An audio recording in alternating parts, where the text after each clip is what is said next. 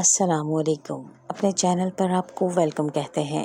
روزانہ ایک نئی کہانی سننے کے لیے اس چینل کو سبسکرائب کر لیں، شکریہ۔ انسان کا بھروسہ کوئی ایک شخص توڑتا ہے تو اس کا یقین باقی سب سے بھی اٹھ جاتا ہے۔ میری بہو نے بھی میرا سر شرم سے جھکا دیا تھا اور میں کسی دوسرے پر اعتبار کرنے سے ڈر رہی تھی۔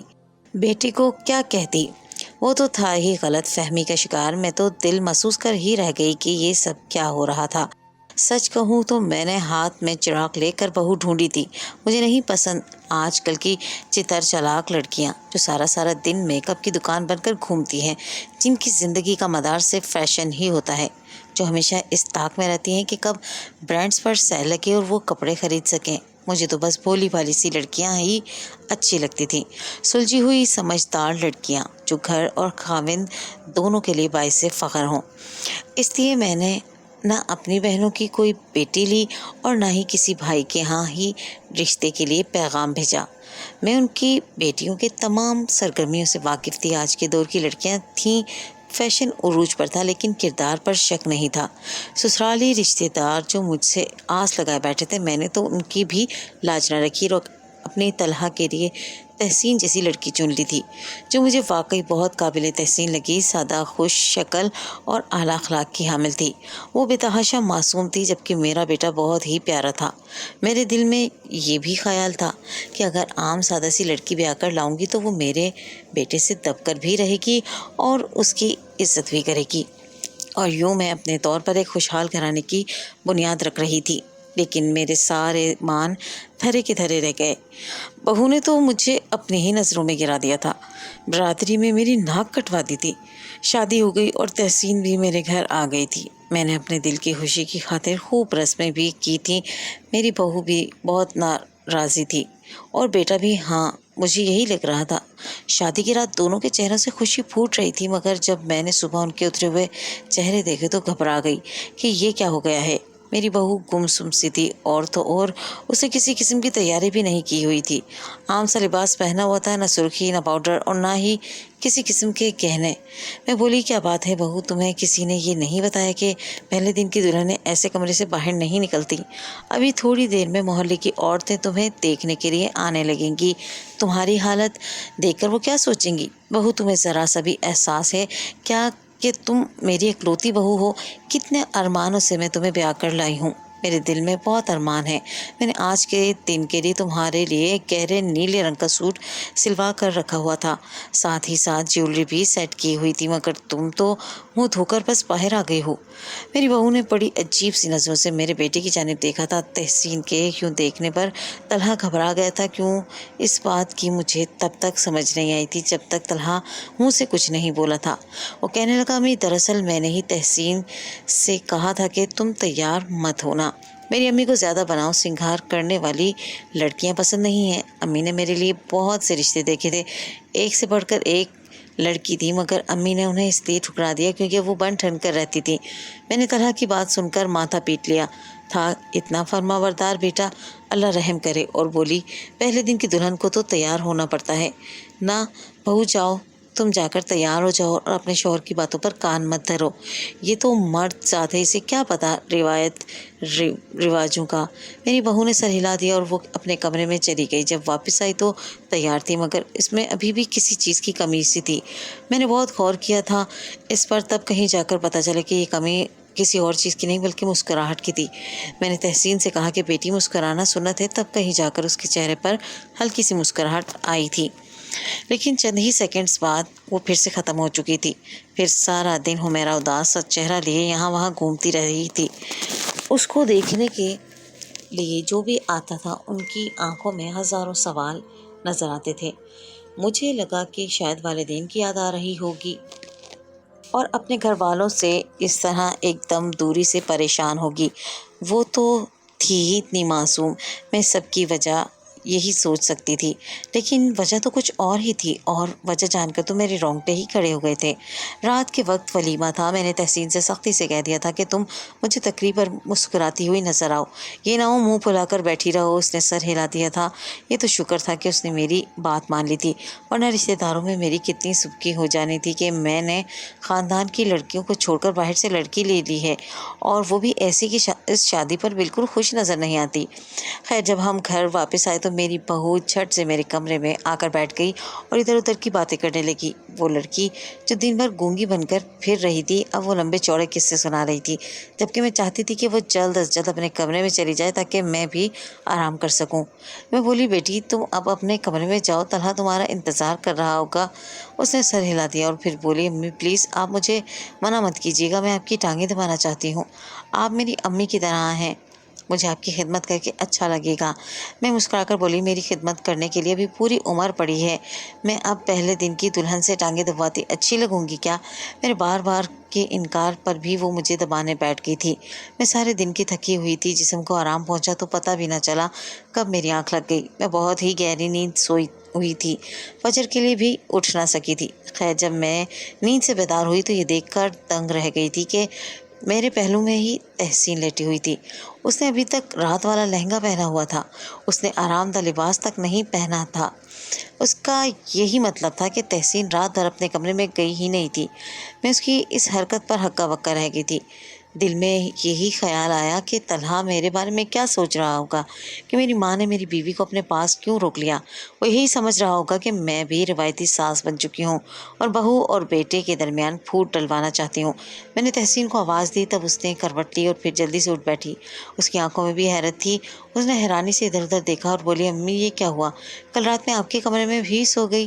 फिर उसके चेहरे पर फिक्र आई थी और वो बोली, तलहा तो बहुत खफा होंगे। अम्मी मुझे तो पता ही नहीं चला मैं कब सो गई। दरअसल कई दिनों से शादी की तैयारियों में मसरूफ़ थी, ना आराम का तो मौका ही ना मिला था। मैं बोली, हाँ बेटी मैं तुम्हारी बात समझ सकती हूँ, मगर इस बात का कोई गारंटी नहीं है कि तुम्हारी बात इतनी आसानी से तलहा भी समझ पाएगा। उसे तो तुम ही मनाओगी। वो बोली, मैं अभी जाती हूँ। इतना कहकर तहसीन अपने कमरे में चले गई। मैंने दिल ही दिल में सोचा कि तहसीन बेशक एक कमगो लड़की है, मगर इसकी तरबियत बहुत अच्छी हुई है, वरना किसी नई नवेली दुल्हन को क्या पड़ी है कि जाकर सास की खिदमतें करे। खैर, मैं उठकर बाहर आई तो देखा कि तहसीन के घर वाले नाश्ता लेकर आ चुके थे। मैंने उनसे कहा कि इस तकल्लुफ़ की क्या ज़रूरत थी। तहसीन की वालदा कहने लगी कि तकल्लुफ़ कैसा, ये तो एक रस्म है जो पूरी करनी ही होती है। मैंने उन्हें बिठा दिया और बोली कि मैं तहसीन को बता कर आती हूँ कि आप लोग आए हैं। मैं अपने बेटे के कमरे की तरफ चल दी। मैं इस नियत से आई थी कि अगर तलहा का मिजाज अभी तक बरहम हो तो उसे कह दूं कि अपनी बीवी की पहली गलती से दरगुजर कर दो। हुमैरा के वालिदैन आए हैं, उनके सामने तुम अपनी बीवी के साथ इज्जत से पेश आना। मैंने दरवाजे पर दस्तक दी तो परेशान सी तहसीन बाहर आ गई।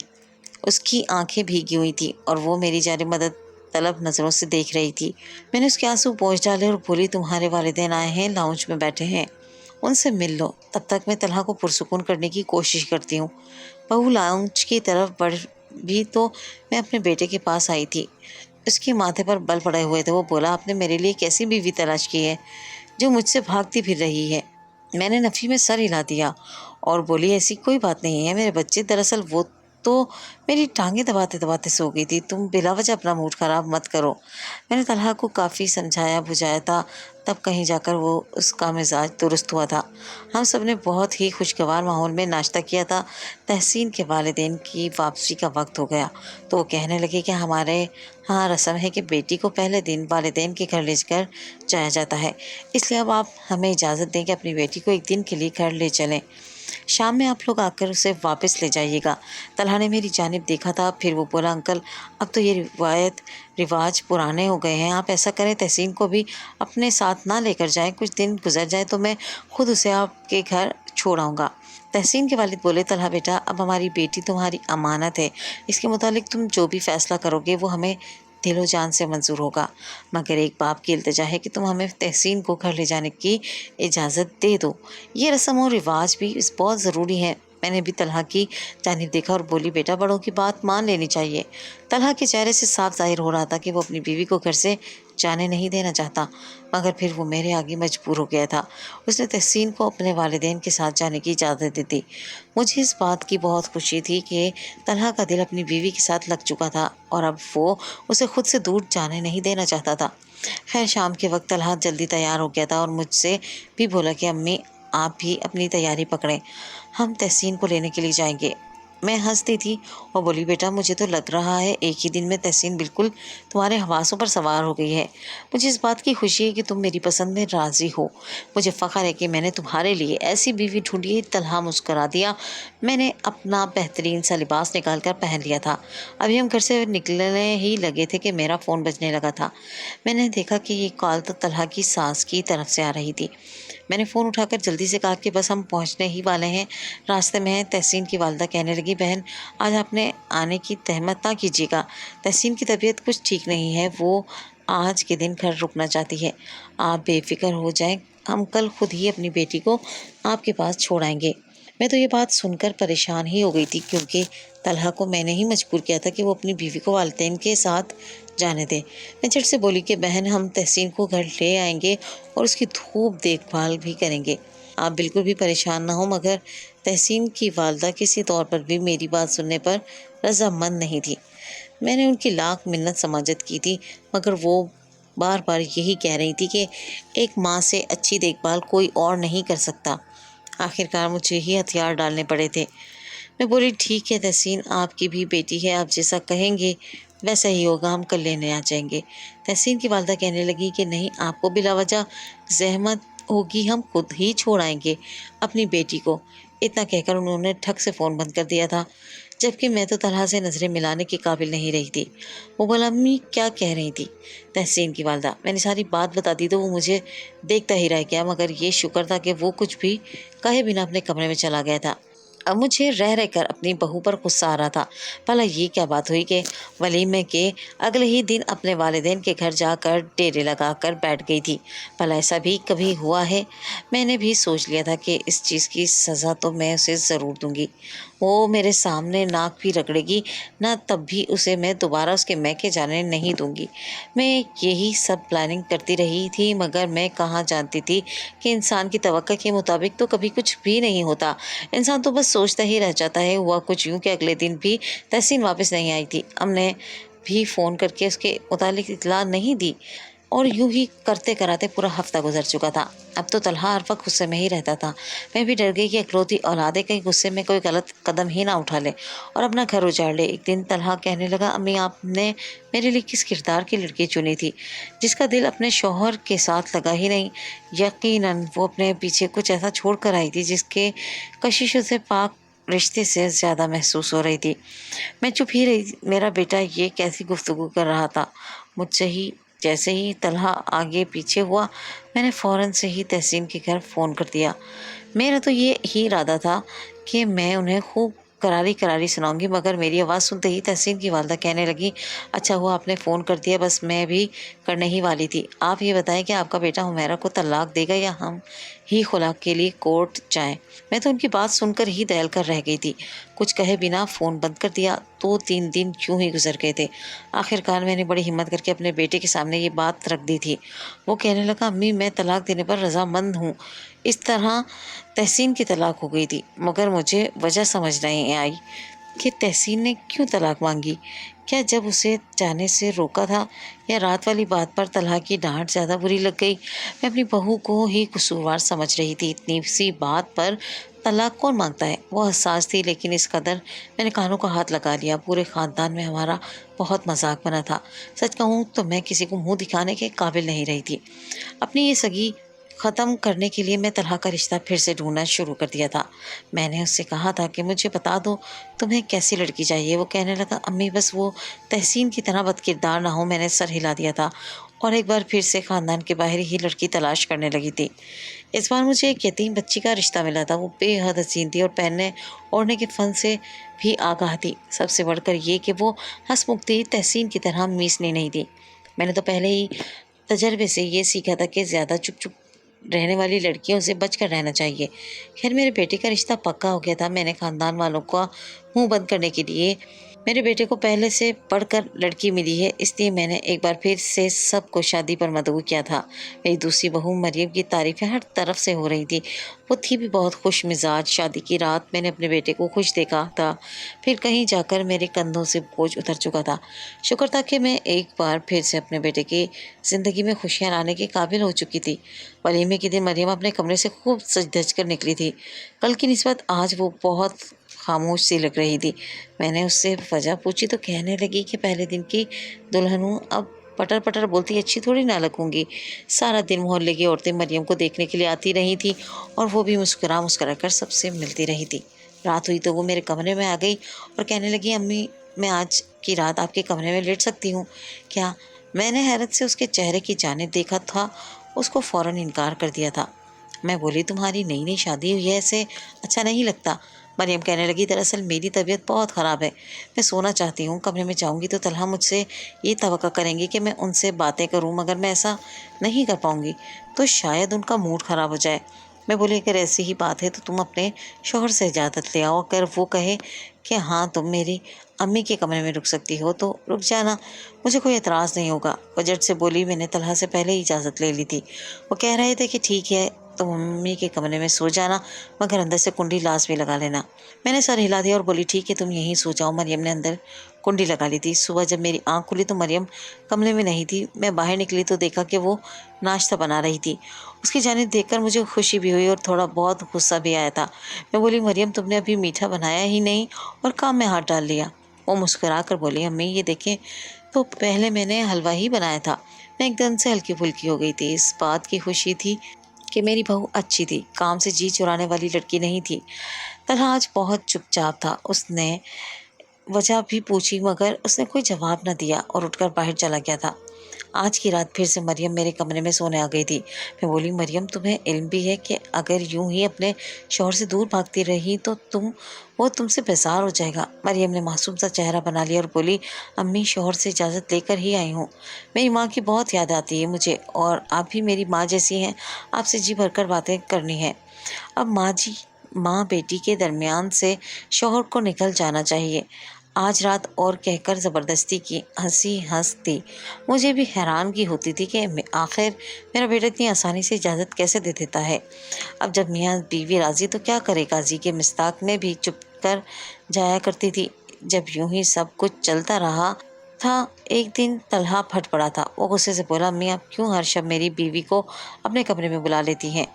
میں تو اس کی بات سن کر ہی حیران رہ گئی تھی۔ میں بولی طلحہ تم یہ کیا کہہ رہے ہو؟ مجھے تو مریم نے بتایا تھا کہ تم ہی اسے کمرے میں میرے سونے کی اجازت دیتے ہو۔ طلحہ غصے سے بولا امی آپ نے اس کی بات کا یقین کیسے کر لیا؟ یہ بھی نہیں پوچھا کہ آخر میرا بیٹا اپنی نئی نویلی دلہن کو میرے کمرے میں کیوں بھیج دیتا ہے؟ میں اسے اجازت کیوں دیتا تھا؟ بھلا جب وہ میرے پاس آ کر کہتی تھی کہ امی کی طبیعت بہت خراب ہے اور وہ چاہتی ہیں کہ میں ان کے پاس رک جاؤں تو بھلا میں پھر کیا کہتا، انکار کیسے کر دیتا؟ امی رات کے وقت آپ کو کیا ہو جاتا ہے؟ دن بھر تو اچھی بھلی ہوتی ہیں۔ مجھے تو اپنے کانوں پر یقین نہیں ہو رہا تھا۔ وہ معصوم سی نظر آنے والی مریم نے کس طرح مجھے بے وقوف بنا دیا تھا اور سارا الزام بھی مجھ پر ہی لگا دیا تھا۔ میں نے مریم کو آواز دے کر بلایا تو وہ کچن سے نکل آئی تھی۔ میں نے کرخت لہجے میں اس سے پوچھا کہ مجھے بتاؤ کیا میں تمہیں اپنے کمرے میں سونے کا نہیں کہتی تھی؟ تم نے مجھ پر جھوٹا الزام کیوں لگایا؟ مریم نے میری بات سنی تو پھوٹ پھوٹ کر رونے لگی تھی۔ اس کے پاس کوئی جواب ہوتا تو وہ دیتی نا۔ اس کے اس طرح رونے پر مجھے ہی ترس آ گیا تھا کہ یتیم بچی ہے، کہیں اس پر سختی کرنے سے میں ہی اللہ کی پکڑ میں نہ آ جاؤں۔ رات ہوئی تو میں نے مریم سے کہہ دیا تھا کہ تم اپنے گھر میں ہی سونا اور خبردار جو میرے کمرے کا رخ بھی کیا تو۔ میری باتیں سن کر مریم خاموش ہی رہی تھی مگر نہ جانے مجھے اس کی آنکھوں میں اداسی کیوں نظر آئی تھی۔ میں نے سر جھٹک دیا تھا۔ سب اپنے اپنے کمروں میں چلے گئے تھے تو میں بھی اپنے کمرے میں آ گئی تھی۔ مجھے جلد ہی نیند آ جایا کرتی تھی۔ آج بھی گہری نیند سو رہی تھی جب کمرے کے دروازے پر دستک ہوئی تھی۔ میں گھبرا گئی، جلدی سے اٹھ کر دروازے تک آئی تھی۔ پوچھا کون؟ تو مریم کے رونے کی آواز آئی تھی۔ وہ کہہ رہی تھی امی دروازہ کھول دیں، آپ کو خدا کا واسطہ ہے، مجھے طلحہ سے بچا لیں۔ مجھے مریم کے الفاظ نے حیرت میں مبتلا کر دیا تھا مگر میں کچھ نہیں بولی تھی۔ یہی تاثر دیا تھا کہ میں سو رہی ہوں۔ وہ بڑی دیر تک میرے دروازے پر کھڑی گڑگڑاتی رہی تھی، دروازہ کھول دینے کے لیے التجائیں کرتی رہی تھی۔ میں نے سوچا کہ اگر میں یوں ہی طلحہ اور مریم کے بیچ آتی رہی تو ان دونوں کے درمیان فاصلے کبھی بھی ختم نہیں ہوں گے۔ پھر کچھ دیر بعد طلحہ آ کر مریم کو لے گیا تھا۔ میرے دل میں آیا کہ کہیں ایسا نہ ہو کہ طلحہ اور مریم کے درمیان لڑائی ہوئی ہو جس کی وجہ سے میرے پاس آئی ہو۔ یہ باتیں سوچ سوچ کر میں پریشان ہوتی جا رہی تھی، اس لیے میں اٹھ کر اپنے کمرے سے باہر آ گئی اور کہیں طلحہ اپنی بیوی کو ڈانٹ تو نہیں رہا۔ میں ان کے کمرے کے پاس چلی گئی تھی، مگر اندر خاموشی ہی خاموشی تھی، یعنی دونوں میاں بیوی کے درمیان جو بھی مسئلہ ہوا تھا حل ہو چکا تھا۔ مجھے اس بات کی خوشی ہوئی کہ آج میں ان دونوں کے درمیان نہیں آئی اور انہوں نے اپنے طور پر ہی اپنے مسائل سلجھا لیے تھے۔ میں پرسکون ہو کر سو چکی تھی۔ صبح آنکھ کھلی تو گھر میں بڑی خاموشی محسوس ہو رہی تھی۔ کچن گئی تو وہ بھی خالی پڑا تھا۔ میں طلحہ کے کمرے کی جانب گئی تو وہاں بھی مریم نہیں تھی۔ میں بولی، طلحہ تمہاری بیوی کہاں ہے؟ آج تو اس نے ناشتہ بھی نہیں بنایا۔ وہ ایک دم سے اٹھ کر کھڑا ہو گیا تھا۔ وہ غصے سے بولا، میرے سامنے ناٹک کرنے کی ضرورت نہیں ہے، میں جانتا ہوں آپ کے کمرے میں آ گئی تھی۔ میں بولی، نہیں باخدا ایسا کچھ بھی نہیں ہے۔ ہاں وہ میرے پاس آئی ضرور تھی، مجھ سے مدد بھی طلب کر رہی تھی، مگر میں نے دروازہ نہیں کھولا۔ میری بات سن کر طلحہ بھی پریشان ہو چکا تھا۔ وہ بولا، امی کیا آپ سچ کہہ رہی ہیں؟ میں بولی، ہاں 100% سچ۔ تو تم مجھے یہ بتاؤ، وہ رات میرے پاس کیوں آئی تھی؟ مجھ سے کیوں کہہ رہی تھی کہ میں اسے تم سے بچا لوں؟ تم نے اس کے ساتھ کیا سلوک کیا تھا؟ طلحہ بہت گھبرا گیا تھا۔ وہ بولا، امی دراصل میں نے اس پر تھوڑا سا غصہ کیا تھا کہ وہ آپ سے جھوٹ کیوں بولتی ہے۔ میں بولی، اچھا ان باتوں کو چھوڑو اور جا کر اپنی بیوی کو تلاش کرو۔ طلحہ گھر سے باہر چلا گیا تھا۔ تبھی مریم کی والدہ کا فون آ گیا تھا۔ وہ اپنی بیٹی کے لیے کھلا مانگ رہی تھی۔ میں حیران تھی کہ آخر یہ سب کیا ہو رہا ہے۔ میں بولی، بہن آپ اپنے حواس میں تو ہیں، کیوں اپنی یتیم بچی کے ماتھے پر طلاق کا داغ لگانا چاہتی ہیں؟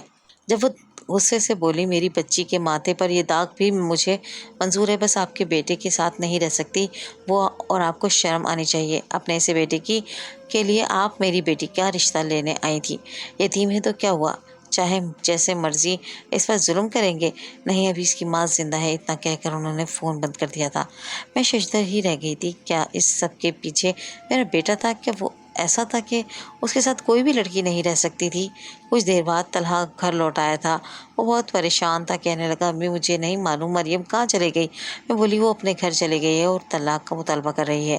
تم مجھے بتاؤ تم نے اس کے ساتھ کیا کیا تھا جو وہ تمہیں چھوڑ کر چلے گئی؟ طلحہ کی آنکھوں میں آنسو آ گئے تھے۔ وہ بولا، امی میں بے وفا تھی، وہ بے وفا تھی۔ مریم نے کل رات مجھے بتایا کہ وہ کسی اور کو پسند کرتی تھی اور اس سے بیاہ کرنا چاہتی تھی۔ مجھے غصہ آ گیا اور اسے ڈانٹا تھا، بھاگ کر آپ کے پاس آ گئی۔ میں اسے کمرے میں لے گیا تھا، پھر میری آنکھ لگ گئی۔ صبح جاگا تو وہ گھر میں نہیں تھی۔ مجھے تو یہ لگا کہ وہ آپ کے پاس ہوگی۔ امی مریم بھی اچھی لڑکی نہیں نکلی، میں اسے طلاق دے دوں گا، مجھے نہیں چاہیے ایسی بیوی۔ میری دوسری بہو کو بھی طلاق ہو گئی تھی، ایک ہی مہینے میں میرے بیٹے کی 2 بار طلاق ہو چکی تھی۔ مجھے خود پر بھی غصہ آتا تھا کہ میں اپنے بیٹے کے لیے ایسی لڑکی کیوں چنتی ہوں جو اچھی نہ ہو۔ اس بار میں نے عدنان نے کہا کہ تم ہی کوئی لڑکی ڈھونڈ لو۔ وہ کہنے لگا، امی مجھے نہیں ان معاملات کی کچھ خبر، آپ کی نظر میں جب دھوکہ کھا سکتی ہیں تو پھر میرا تو تجربہ بھی نہیں ان کاموں میں۔ میں اداس ہو گئی کیونکہ میں کون سا اپنے بیٹے کے لیے اچھی لڑکی منتخب کر سکی تھی۔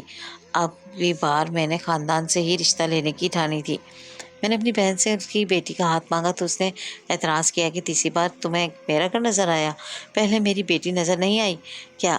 میں نے اس سے کہا کہ 2 بار ہمیں دھوکہ ملا ہے، اس بار گھر کی پلی ہوئی بچی چاہتی ہوں تاکہ میرے بچے کو دھوکہ نہ ملے۔ میری بہن اس رشتے پر بڑی مشکل سے رضامند ہوئی تھی، لیکن اس نے میرا مان رکھ لیا تھا۔ میں نے اس رشتے کے متعلق طلحہ کو بتایا تو اس نے فوراً انکار کر دیا، بولا میں خاندان میں شادی ہرگز نہیں کروں گا۔ بڑی مشکل سے میں نے اسے رضامند کیا تھا، ایسا لگ رہا تھا جیسے وہ کبھی بھی اس رشتے کے لیے راضی نہیں ہوگا۔ آخرکار میں نے اسے اپنے سر کی قسم دے دی، تب اس نے یہ رشتہ کر لیا تھا۔ خیر شادی ہو گئی اور بہو گھر بھی آ گئی تھی۔ وہ خوش تھی جبکہ بیٹے کا منہ بنا ہوا تھا۔ صبح جب میری بہن کی بیٹی کمرے سے نکلی تو وہ میرے گلے لگ کر رونے لگی تھی۔ وہ بولی، خالہ میں واپس اپنے گھر جانا چاہتی ہوں۔ میں حیران ہوئی، جب وجہ پوچھی تو کہنے لگی وہ طلحہ۔ اس کے بعد وہ پھر سے رونے لگی تھی۔ اب مجھے اپنے بیٹے پر شک ہوا تھا، اس لیے میں نے سہرش کے آگے ہاتھ جوڑ دیے اور بولی کہ تم مجھے موقع دو، ابھی گھر مت جاؤ۔ رات کے وقت میں نے بہو کو اس کے کمرے میں بٹھا دیا اور خود اس سے کہا کہ میں تمہارے ساتھ کچھ بھی برا نہیں ہونے دوں گی۔ ابھی تھوڑی دیر ہی گزری تھی کہ بیٹا کمرے میں داخل ہوا اور بولا ہاں تو سہرش مجھے بتاؤ تم اپنے پیچھے کتنے عاشقاں چھوڑ کر آئی ہو، کتنے لڑکوں کے دل توڑ کر تم نے میرے ساتھ شادی کی ہے۔ اتنا کہہ کر طلحہ نے اپنی بیوی پر تشدد کرنا شروع کر دیا تھا۔ میں تو یہ دیکھ کر ہی دنگ رہ گئی تھی۔ جھٹ سے دروازہ کھول کر کمرے میں داخل ہو گئی اور بولی کہ یہ سب کیا تماشا ہے۔ میری آواز سن کر پہلے تو طلحہ بہت گھبرا گیا تھا، پھر پھوٹ پھوٹ کر رونے لگا تھا۔ اس نے اپنی الماری سے ایک لڑکی کی تصویر نکال کر میرے سامنے رکھ دی تھی۔ وہ بولا امی اس کا نام ایمن ہے، میں بہت چاہتا تھا اسے، 4 سال تعلق بھی رہا، ہم نے ساتھ جینے مرنے کی قسمیں کھا رکھی تھی۔ جب اس کا رشتہ لے کر جانا چاہتا تھا تو پتہ چلا کہ اگلے ہفتے تو اس کی شادی ہے۔ اس نے ہر چیز مجھ سے خفیہ رکھی تھی۔ جب میں نے اس سے استفسار کیا تو کہنے لگی محبت تو اب بھی تم سے ہی کرتی ہوں، بس شادی کسی اور سے ہونے والی ہے میری۔ اس دن مجھے علم ہو گیا تھا کہ ہر عورت بے وفا ہے، اس لیے میں اپنی بیویوں پر شک کرتا رہا اور ان پر ہاتھ بھی اٹھاتا رہا۔ وہ مجھ سے ڈر کر بھاگ جاتی تھی۔ امی ہر عورت بے وفا کیوں ہوتی ہے؟ میں بولی بیٹا ایسی کوئی بات نہیں ہے، تمہارے ابو کی وفات کو 19 برس ہو چکے ہیں مگر میں نے ان کے ساتھ کبھی بے وفائی نہیں کی، دوسری شادی کا سوچا بھی نہیں۔ ہر عورت ایک سی نہیں ہوتی۔ اور مجھے علم ہوا کہ میرے بیٹے کی ناکام شادیوں کی وجہ وہ دھوکہ تھا جو اس سے ملا تھا۔ اس ٹراما سے نکلنا آسان امر نہیں تھا۔ میں نے اپنے بیٹے کا علاج ذہنی معالج سے کرایا تھا۔ اللہ کے فضل سے اب وہ بہتری کی جانب بڑھ رہا تھا، مگر مجھے افسوس ہے کہ میرے بیٹے کی وجہ سے 2 بے قصور لڑکیوں کی زندگیاں تباہ ہو گئیں۔ اب مجھے ڈر ہے کہ کہیں ان کی میرے بیٹے کو نہ لگ جائے۔ پہلے ہی بڑی مشکل سے وہ نارمل زندگی کی طرف آیا ہے۔ میری بہو سہرش نے بھی اس مشکل وقت میں ہمارا بہت ساتھ دیا۔ اب مجھے امید ہے کہ آگے کی زندگی اچھی ہی گزرے۔